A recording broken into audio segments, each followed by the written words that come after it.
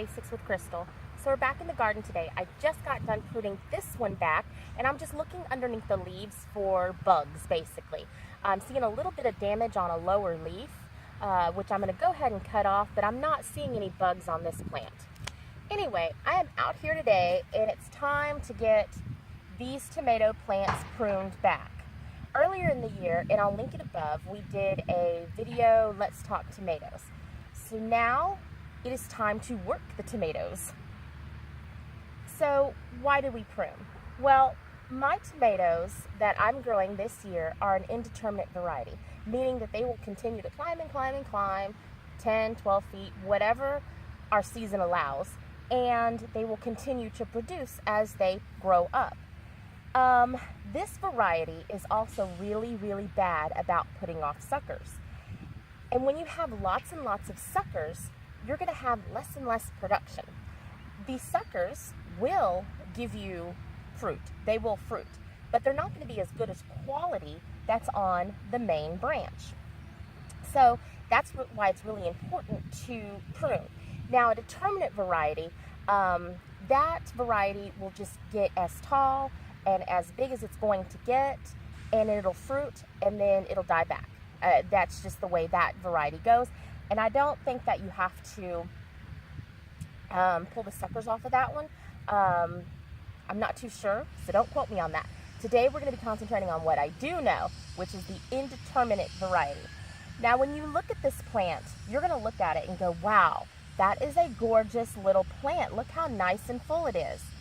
But when I look at this, I see a mess. I see a plant that has the potential of having lots of fruit, but instead it's concentrated on putting off lots and lots of suckers. So we need to get those suckers off. We need to get the bottom leaves trimmed off. And this, if you're squeamish, it's gonna look bad, but it's gonna be the best thing for the plant. So just a fair warning, it will look bad.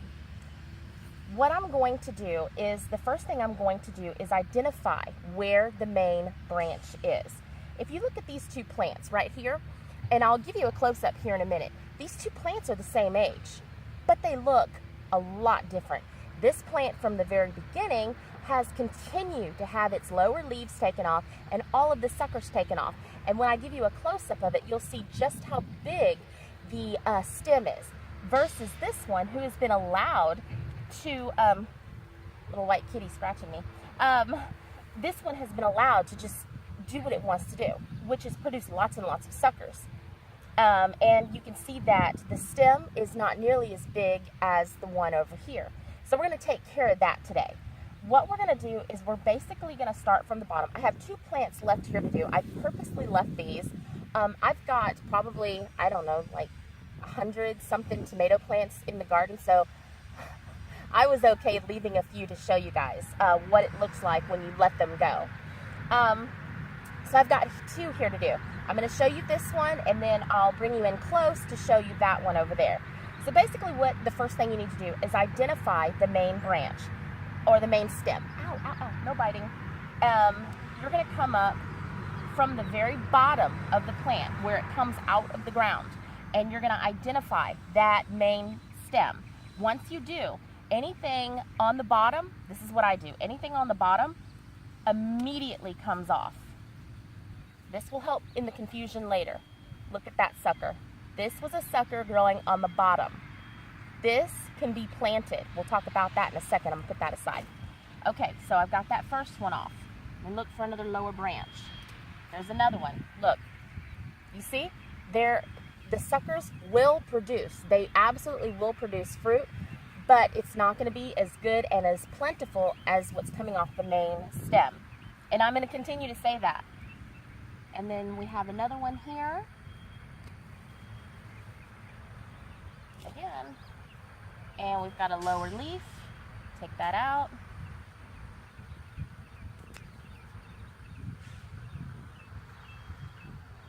Another one. These can all be planted. Okay, so basically now I have all of my lower stuff done. And you know what? I'm going to take this guy because I can already tell where the main branch is. I have these clips. You can use string. You don't have to use these clips. I like these clips. I will link below. I buy them on Amazon. They're relatively inexpensive, and you can use them over and over again. And what you do is it's got a place in here that you hook to the string, and then you close it, and it clips like that around. And I buy the bigger ones, even for my smaller vines. I just buy one size, and they're actually big enough to fit around the big bases of the tomato plant and still have lots and lots of room for it to move. I suppose as we get along in the season, I don't know if this base is going to get bigger. And if it does, then we'll move to plan B. But this is a really great option, and I really, really like these. These are reusable. And to open them back up, you just, I mean, they're super easy. It's like a hair clip. So I'm just going to clip this guy up right here.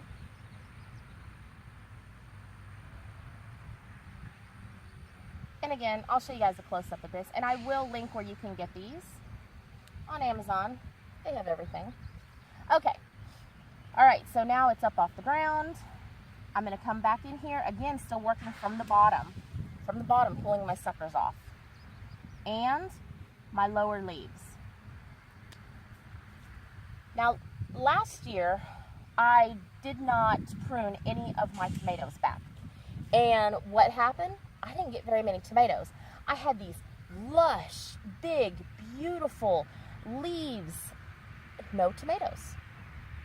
It could have been that I was using too much nitrogen. That could be it, because of the greenery. Or it could be that my pollinators couldn't get in. I saw blooms, they just weren't very fruitful. Now, along the bottom, we want to clip off any leaves that are touching the ground. We want to clip all of those off. Why? Because even though we have the ground covered, bugs and different funguses, you know, when you water, it'll bounce up on the plant. We don't want any of that, so we're going to clip those off, along with all of the suckers. Now, I know what you're saying, Crystal, that looks terrible. You went from this big, lush, beautiful little bush to a twig. But I'm telling you, I'm not growing these. We are not growing the tomatoes for their leaves. We can't eat the leaves. We are growing the tomatoes for the tomatoes. And I'll take you over to the other side of the garden. I've got some older tomato plants, and you'll see just the beautiful, how big the bases are, and tomatoes that are coming in, and how beautiful they are. Okay, so this is another sucker right there, and we've got all of our. Now this leaf is touching the ground, but I don't want to take it up from up here. So I'm just going to come in here and just clip this guy back right there. Okay, you don't want to take off all the leaves. The leaves actually help feed the plant. So you don't want to do that. And we're going to get rid of this top sucker right here. Now I'm going to look over one more time. And I found another sucker right here. Again, I'm just going to take him off. Now sometimes the suckers come from the base of the plant itself, and sometimes you'll see them grow out from the leaf area, and even you'll see some, and hopefully I've got some examples where they actually grow from the stem where the fruit come from. So you have to really look at your plant. So now this guy is completely trimmed up, and it looks bad. I know it looks bad, but trust me. We'll take you over there, you'll see that it's not bad for the plant. You definitely don't want to let these go as long as I have. You definitely want to start pruning when they're a lot smaller. And I've got some plants that I can show you where I've started pruning while they're a lot smaller. Why? Well, my main reason is that, I can't seem to get this clipped on. My main reason is that once they start leafing out and fruiting out, it gets really, ow, no, bad kitty. Ow, ow, ow, ow. It gets really hard to cut back and cut off all those really nice blooms because you've waited all winter for, you know, nice tomatoes, and it gets hard to do that. So you want to do it from the very beginning. And let me give another reason why we want to take off all of the foliage from the bottom. Number one, it's going to allow lots of airflow in here. We want lots of airflow. Again, we are not raising tomatoes for their leaves or their stems. We can't eat either one of those. They will make us sick. we're raising the tomatoes for the fruit itself. So I want just enough leaves on here. This cat is all over me this morning. I want just enough leaves on here to keep the plant healthy, to convert energy into the plant.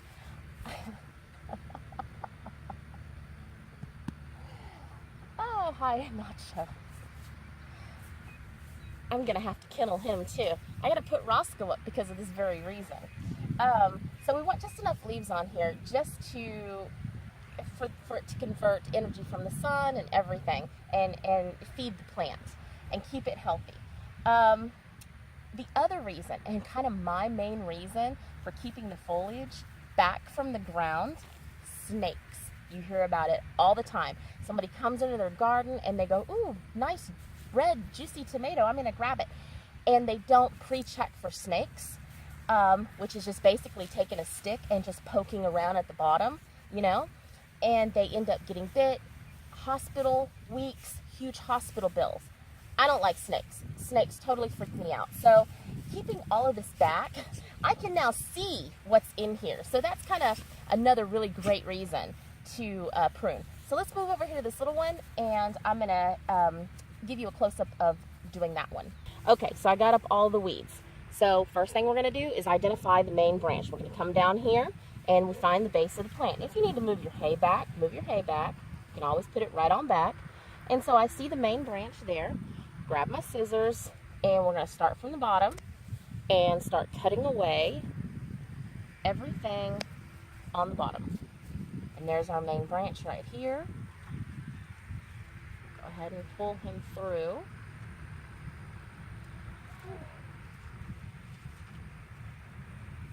Okay, still working from the bottom. It's much, much easier to work from the bottom. Last year, I was learning how to prune tomatoes because they were just too lush and I had to figure it out. And I ended up pruning the suckers off of suckers. So I learned pretty quick, you start from the bottom. I guess it wasn't that quick, it took me a while. All right, everything from the bottom. And immediately it starts looking really puny, I know. So let's pin this back really quick.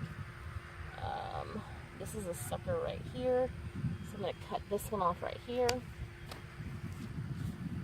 And I cut, the other thing is, unless it is got some kind of fungus growing on it, I cut and drop. I just drop it right there. I figure it's going to feed the garden again. Okay, so here we are, looking from the bottom. And these leaves look really super healthy. I don't see any evidence of bugs other than what I found under the hay. Sometimes when these suckers are really small like this, it's really easy just to kind of pinch them off. Okay, maybe not. Made a liar out of me. But, you know, your fingers will get funky green. So the scissors are just as easy. Okay, so here we are. Now I'm looking, I see leaves on the bottom that are touching the ground. So they come off. And let's go ahead and take this one off right there. All right. We're pruned back. This guy is really leaning back. If you're wondering what kind of string this is this is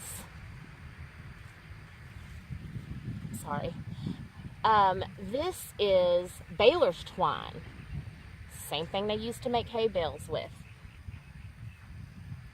I buy it from my local feed store, and it's relatively inexpensive. I think 2 rolls is around $40, $35, something like that. And they last a really long time. The last one I bought, I think my son was in the 4th grade.